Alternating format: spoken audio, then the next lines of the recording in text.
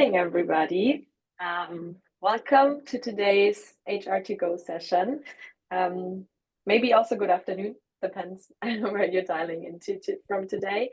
So yeah, our 15 minutes to dive into one people topic are right now as every second week. So thank you so much for joining us today and discuss how people and culture teams can address external circumstances while maintaining a balanced and supportive workplace.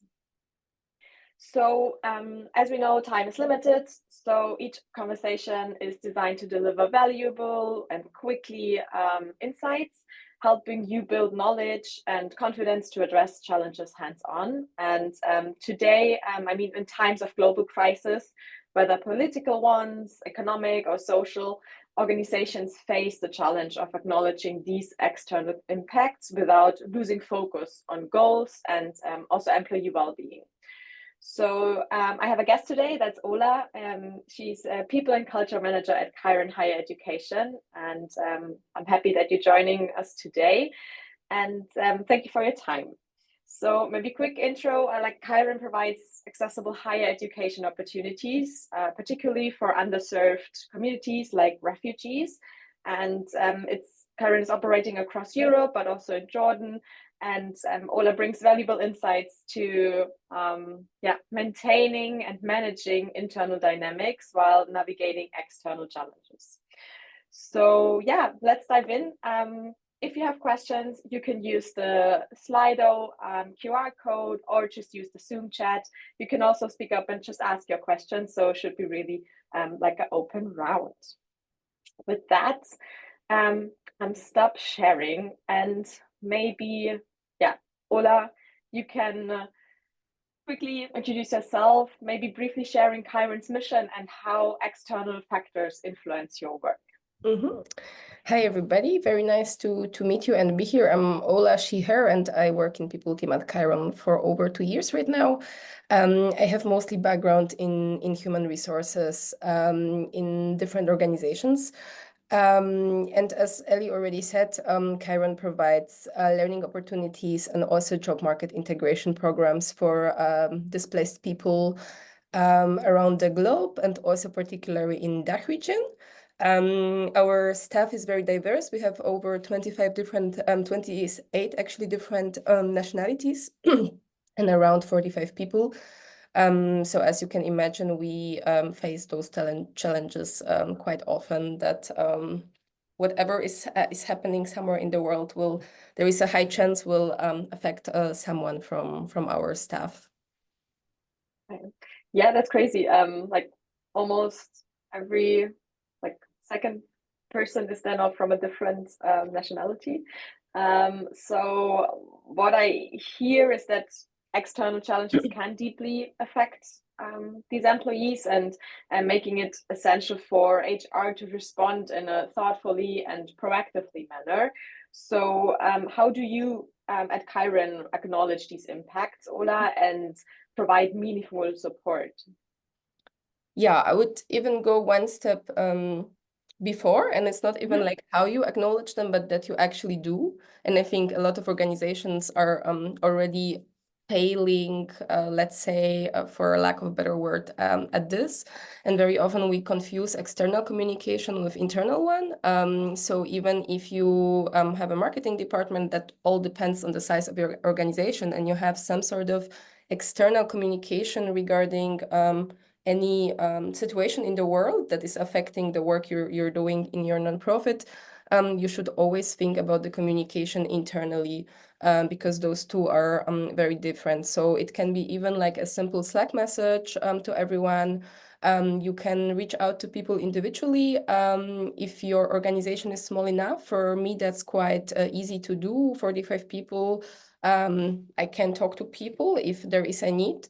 However, I would also suggest to talk to the management, for example, and kind of push them sometimes to also take over some of those communications. It can be very simple messages that we know some things are happening, and that if anyone needs any support, they can reach out to us. Yeah, and I would say it's like a very meta question because it also depends on the culture you are building, and this starts from the employee onboarding and how you like create this relationship with people and people within each other. But definitely to even just write a simple message like, hey, this is happening around the world, like let's say, I don't know, there is a climate disaster, and you know, you have people from your team from that part of the world. That's already a good step to create a space where they can reach out to you if they need it.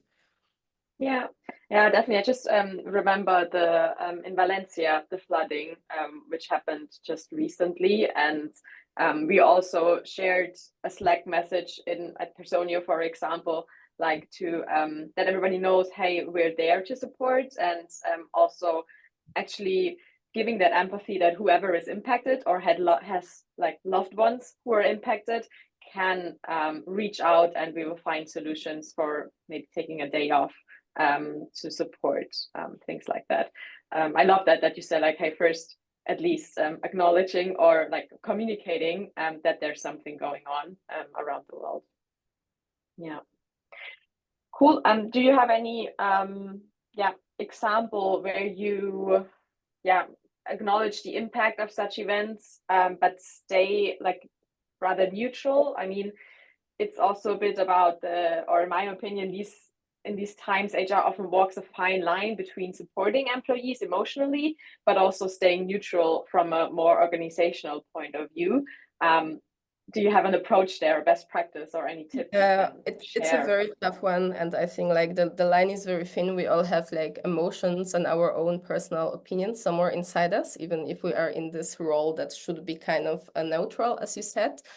And I would say, I mean, like a practical tip is that we are not there also to fix everything, and we are not there to like talk about politics or talk about things in detail. So we don't have to provide psychological support to this person in that sense of like what I'm trying to say is that we are rather there to create a environment where this person can thrive and that is inclusive and is tailored to this person's needs. So we don't have to fix everything. What we can do is to focus on how to make the workplace a little bit better for them when they're coming through something like this. And I also like what you mentioned, like being flexible, offering times off. But I think what's also worth to mention is sometimes people actually want to work in those parts. So that's why I'm saying like not all the solution fits everyone. And I also had an employee that was going through a very tough time, and actually they told me they want to work and they don't want to go on holiday right now. So we had to find a different solution, which is how to take those holidays to the next year so they don't lose them. But they could like get lost a little bit in the work. And we're also not responsible for the people in a sense of their well-being outside of our work in this big sense. We are here rather to make it comfortable for them as it can be in the workplace. And yeah, as I said, it really depends on the person. So I would also say just we have to listen and not always be so rigid with rules that everyone has to react in the same way. Yeah, yeah, I like that. That there needs to be maybe in circumstances some flexibility, but as said, there are also some lines or some policies which need to be followed from an organizational Yes. point of view. Yeah. I can imagine like that different views within the organization, and I mean you have so much cultural and maybe also political like backgrounds in your organization as well, can lead to tension or also critical voices. Do you have an example for that, or were that ever the case where you had Yes. to handle situations where employees hold like opposing views of related or views related to external events, probably? I can also share like one practical thing that we started some months ago. It's called an open circle, and we ran those open circles for everyone to join, and we address different topics. It can be around, as I said, like for example, what's happening in the world, what's happening in a particular region, and so on. And then, of course, a lot of people come with different opinions, and that's completely fine. I would say that our role is rather to mediate this and try to stay neutral, but also there are some small tips that we can always take with us. Like, for example, provide a code of conduct. That's a very simple thing we can all do, and just start this conversation with very clear guidelines on how we communicate with each other, what we can say, what we should not say, and to just stay very careful, like mindful on the other person in the room. And that usually works quite well. I would also say you can network with other NGOs. They definitely have the same struggles. I also learned this myself when I talk to other people. They have exactly the same struggles, no matter where they are, which side of the globe. So make a lot of friends, and also invite external people to mediate, for example, some meetings like this, or run those discussions, or invite them maybe to like present something, how other organizations solve those things. But in general, I think there will be always some disagreements, but that's why we need to just make sure that we communicate in a proper, nice and polite way. And yeah, it's not easy though, definitely. Yeah, I hear you. Were there ever a case where you said like that's really like a tough one, and which had also maybe some consequences? Not really that I recall, but I can definitely see this happening. Of course, I also think we should not be afraid of having those conversations. I would always say we should be a little bit more brave to having them. And even if it means that something bad will come out of them, maybe it will turn into something good. At least that's like how I see this. So I think talking from like this experience in the past months, the worst we can do is to pretend nothing is happening. But once we start acknowledging this, of course, different things will arise, but then you think about this, and then you can manage this, and then it's fine. But if you pretend it's not happening, then people get very frustrated because they don't feel seen. And if your work is political, and I think for a lot of people in this meeting, their work is political, then you will always find people who are very passionate about what they do, and this creates like an extra layer to their mental well-being.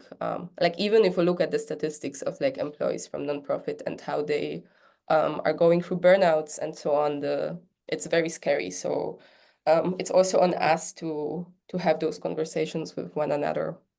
Yeah, and I love the concept of the open circle, that it's kind of, there are guidelines how to talk with each other, but basically everything is allowed. I mean, that's a great way to address this.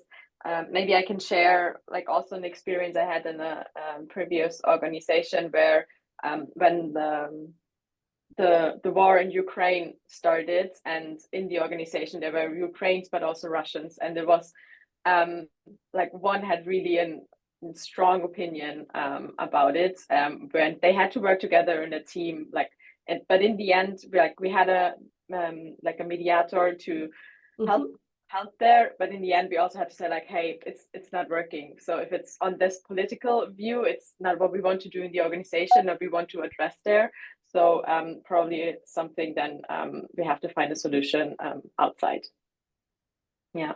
Definitely. And I would just quickly also say, because we are running out of time, like Yeah. the concept of safeguarding is basically covering this. It's like my favorite topic. I always Yeah. push it. And I'm not only talking about safeguarding for the external. So for example, we work with students, or like with, as I said, like refugees, underserved communities, and we have a safeguarding for them, and like a code of conduct to work with them. But we should also have those processes internally. Like we should not underestimate like our internal policies. And I know it's very cheesy, but like if we don't take care of ourselves, we cannot take care of others. And it's like it really applies well to our work. So if you have a culture where employees care about each other, and you have policies and practices that are kind of like allowing this, then it's just very easy because you're following the process, or you have a guideline. But if you don't have those processes, and they are always the first one that goes outside of the roadmap, because our work is very busy and you always want to work for your target group and help out and do more. But sometimes you need to focus and be like, no, we focus on ourselves, we take a day off, we make this, and then when something comes out, we are ready. Yeah. What great last words, I would say. Sometimes you also have to take care just of ourselves and then, of course, of the others in the organization. So, yeah, if there aren't any questions from anybody who's listening, then maybe wait a second. No. But then thank you so much for joining us today, Ola, and sharing these best practices. And with the Open Circle, that's definitely something I would also spread the word about, because I think it's a great initiative. And yeah, I guess if anybody from the participants has questions to ourselves or to Ola, please feel free to reach out, and I'll try to organize all the answers or connections. Cool. Thank you so much, and have a great day, everybody, and see you soon. Bye.